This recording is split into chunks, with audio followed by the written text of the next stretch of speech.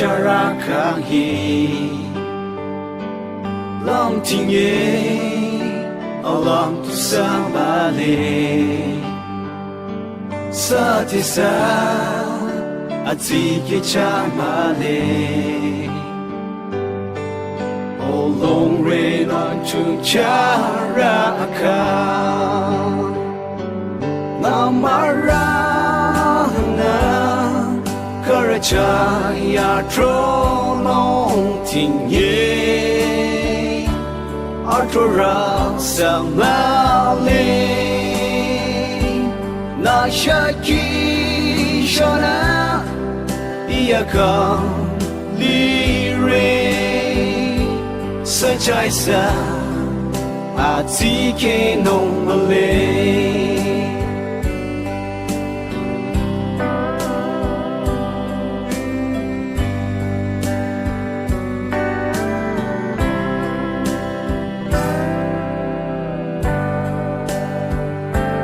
Ikinya se Namarana Yincho Taitora Hiye pon samale Lam la tu Ikinya se alicho O long rain on chung charaka Namarana Karachaya Tronong Tinye Artura Samale Nashaki Shona Iyaka Lire Sajaisa Atike Nomale